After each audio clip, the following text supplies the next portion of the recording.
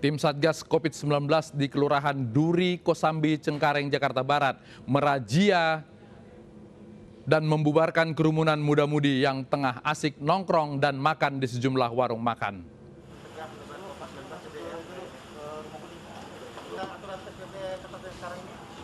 Inilah suasana panik saat sejumlah muda-mudi didatangi petugas COVID-19. Satu persatu warung makan yang berada di kawasan Jalan Pondok Randu, Jakarta Barat didatangi petugas Satgas Pemburu COVID-19. Razia ini sempat diwarnai protes dan isak tangis pedagang yang tidak terima pengunjungnya dibubarkan petugas. Dalam razia ini ditemukan banyak warga dan pedagang yang tidak menerapkan protokol kesehatan. Akibatnya pemilik warung yang melanggar langsung diberi sanksi penutupan sementara selama 1 hari.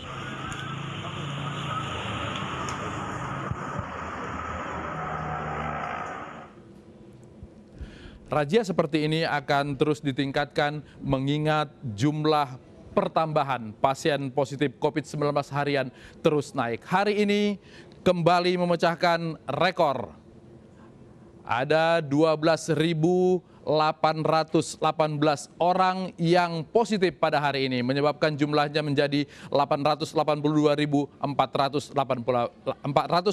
orang. Sementara yang sembuh ada 7.419.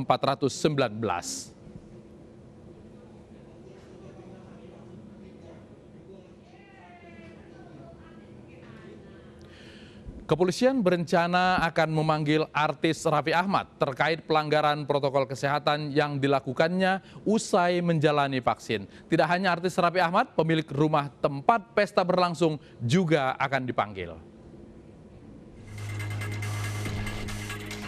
Kasus Raffi Ahmad yang menghadiri pesta usai menjalani vaksin tanpa mengenakan masker dan tidak menjaga jarak memasuki babak baru. Kepolisian sektor Mampang Perapatan mengaku telah mendatangi lokasi pesta tersebut. Bahkan polisi berencana memanggil semua orang yang hadir dalam pesta ulang tahun tersebut untuk dimintai keterangan. Setelah itu siapa yang hadir akan kita klarifikasi, kemudian juga termasuk pihak yang ulang tahun juga akan kita klarifikasi. Baru nanti berikutnya menyang kepada diantaranya itu saudara Raffi Ahmad.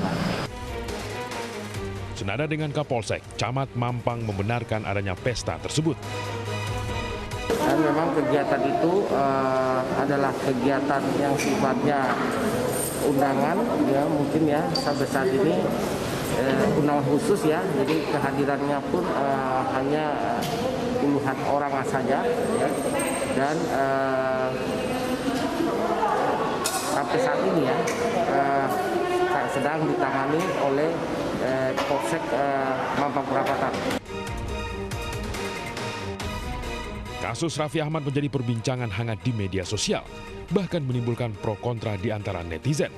Raffi Ahmad sendiri telah meminta maaf karena tindakannya menimbulkan kehebohan.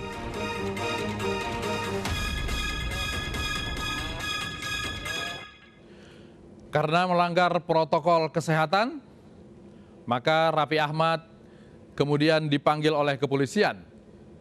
Saat itu Raffi Ahmad yang ikut vaksin bersama Presiden Jokowi langsung mengadakan pesta. Pihak istana sendiri sudah menegur Raffi Ahmad.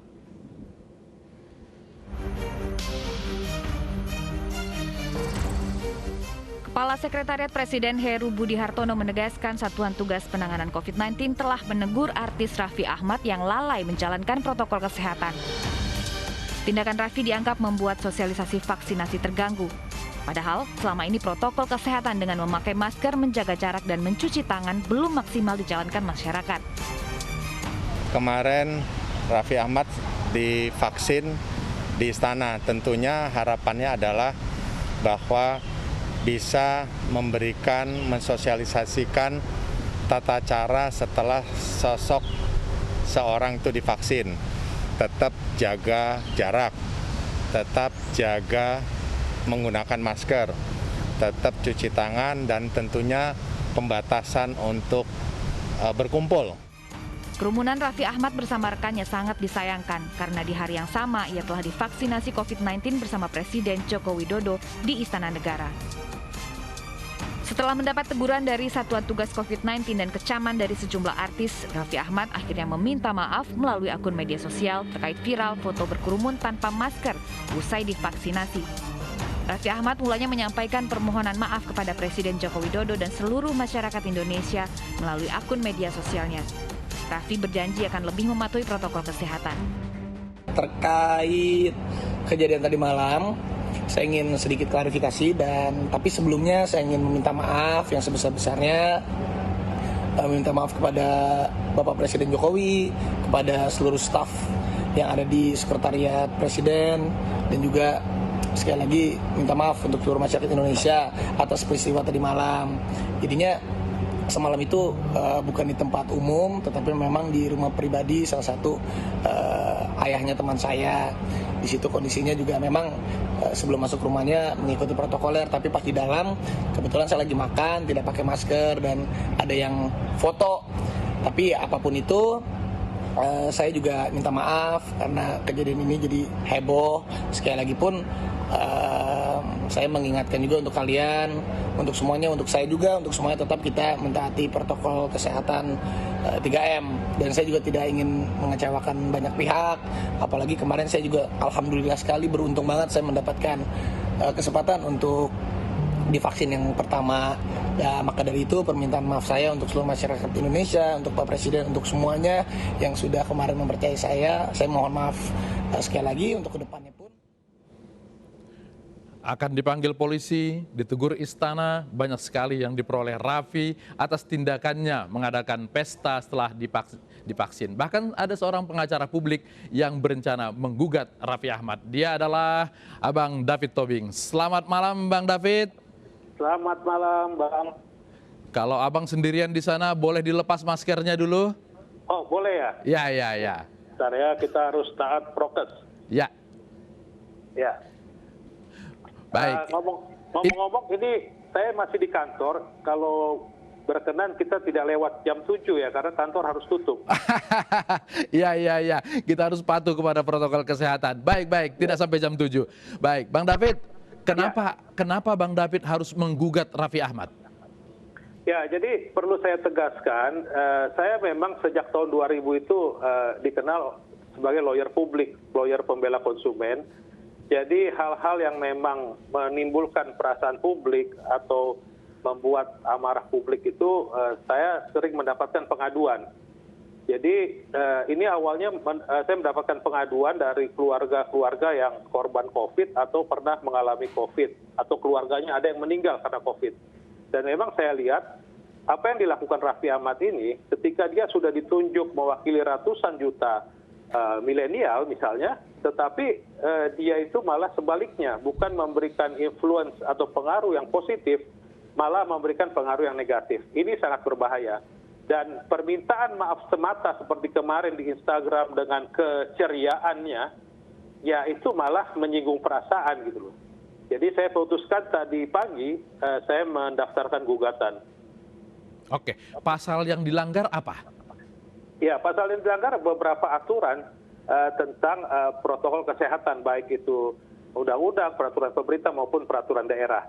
Tetapi yang paling penting di sini ada ketentuan di hukum perdata atau di masalah perbuatan melawan hukum bahwa seseorang kalau dia melanggar kepatutan, kepantasan dan melakukan tindakan ketidakhati-hatian di mana itu diwajibkan harus dia lakukan, ya itu dia sudah melakukan perbuatan melawan hukum. Jadi Raffi sebagai duta, sebagai perwakilan dan sebagai influencer yang diharapkan membuat atau memberikan aura positif, memberikan sosialisasi tentang vaksin, tapi ternyata dia malah melakukan sebaliknya. Nah ini yang dilanggar, bahwa apa yang dia lakukan itu tidak patut, tidak pantas sebagai influencer yang telah ditunjuk oleh pemerintah. Oke, seandainya dia tidak ikut vaksin edisi pertama, tapi dia kemudian mengadakan pesta, apakah Bang David akan tetap melaporkannya dengan pengadaan pesta tersebut? Ya, mungkin tidak, karena saya tidak saya lebih menekankan dia itu sebagai duta atau pihak yang pertama kali divaksin. Dan ini memberikan suatu pengaruh yang negatif terutama bagi pengikutnya, followernya di media sosial. Ya mudah-mudahan tidak terpengaruh dengan tindakan dia yang berpesta tanpa masker atau menjaga jarak gitu. Oke, tetapi yang dia langgar kan adalah tidak menegakkan protokol kesehatan. Di mana kemudian kaitannya dengan soal keistimewaan dia mendapatkan vaksin tadi? Ya, jadi itu yang saya katakan, ketika dia sudah mendapat keistimewaan, diberikan negara keistimewaan, dia juga mengemban tugas. Ketika tugas itu dia tidak lakukan, disitulah kesalahannya. Jadi salah satu perbuatan melawan hukum adalah si pelakunya tidak melaksanakan kewajiban hukumnya. Apa itu kewajiban hukumnya? Dia mensosialisasikan vaksinasi, dia mensosialisasikan protokol kesehatan, nyatanya dia tidak lakukan.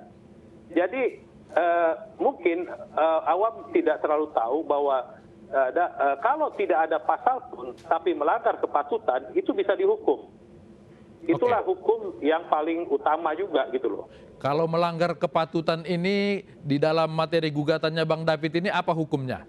Membayar denda atau apa? Ya, jadi nanti kami serahkan ke hakim. Tetapi saya ada dua permintaan. Yang satu permintaan provisi, artinya supaya hakim melarang Raffi untuk keluar rumah 30 hari sejak menerima vaksin kedua. Karena sebenarnya dia itu tidak boleh tanda kutip berkeliaran setelah vaksin pertama, vaksin kedua. Dia itu mengemban tugas bagaimana vaksinasi ini berhasil. Mohon maaf, kalau dia kenapa-napa, tahu-tahu setelah divaksin malah kena corona gara-gara dia bergaul di luar, ya ini bahaya sekali untuk program vaksinasi gitu loh. Orang akan menganggap bahwa sudah divaksin pun masih mudah untuk kena begitu ya? Betul, ini yang harusnya kita mendukung program vaksinasi ini. Oke. Jadi yang dilanggar oleh Raffi ini lebih kepada soal kepatutan saja? Saya lebih menekankan kepatutan selain dari peraturan tentang prokes. Oke. Raffi datang ke istana atas permintaan istana.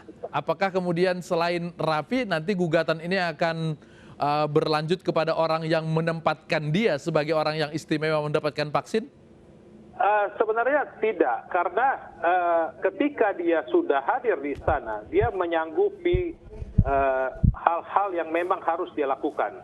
Ketika dia sudah mau voluntary menjadi influencer, kalau volunteer dia voluntary menjadi influencer, dia harus mengemban tugas itu. Artinya memberikan sosialisasi tentang vaksinasi, memberikan sosialisasi positif tentang prokes. Ini yang harusnya diemban oleh dia. Dan kalau dia nggak tahu apa yang dia emban, sehingga dia melakukan hal-hal seperti malam harinya itu, ya sebenarnya lebih baik Raffi mengundurkan diri dari tugas-tugas tersebut. Oke, jadi dia melanggar keistimewaan sehingga kemudian Bang David menggugatnya supaya, apakah kalau kemudian dia berjanji untuk mengikuti seperti permintaan maafnya tadi, kemudian gugatan ini bisa gugur? Gugatan bukan gugur, tetapi gugatan bisa dicabut atau terjadi perdamaian. Oke, ada peluang ke sana ya? Ya tentunya kesadaran Raffi aja, mana yang dia pilih. Ya. Terus kalau dia mau betul-betul tanpa melaksanakan gugatan saya pun, tapi dia sadar dan dia mau melakukan hal yang lebih jauh dari tuntutan saya, itu kan udah lebih bagus. Oke, baik. Ya. Bang David, terima kasih sudah bergabung. Ini sudah mau dekat jam 7, nanti Bang David kena tangkap oleh petugas pemburu COVID lagi. Terima kasih sudah bergabung di iNewsroom. Ya, penuhnya TPU Tegal Alur dan Rorotan membuat pemerintah menyediakan lahan baru, yakni tempat pemakaman umum Serengseng Sawah, Jagakarsa, Jakarta Selatan. Terhitung sejak pekan ini, tempat pemakaman umum Serengseng Sawah, Jagakarsa, Jakarta Selatan seluas 0,5 hektar menjadi lokasi pemakaman COVID-19 untuk DKI Jakarta. Sudah lebih dari 61 jenazah korban COVID dimakamkan di sini. Untuk mempermudah proses penggalian makam, 1 unit alat berat dikerahkan di lokasi. Antrian mobil pengangkut jenazah milik Dinas Kehutanan dan Pemakaman Jakarta mulai antre untuk memakamkan jenazah yang dibawa dari sejumlah rumah sakit rujukan. Alasan TPU Serengseng Sawah dipilih sebagai lokasi pemakaman karena TPU Tegal Alur dan Pondok Rangon sudah penuh, sementara TPU Rorotan masih dalam persiapan. 4 TPU di wilayah Jakarta yang digunakan untuk memakamkan jenazah pasien COVID, yakni TPU Tegal Alur di Jakarta Barat, Pondok Rangon di Jakarta Timur, Rorotan di Jakarta Utara, dan Serengseng Sawah di Jakarta Selatan.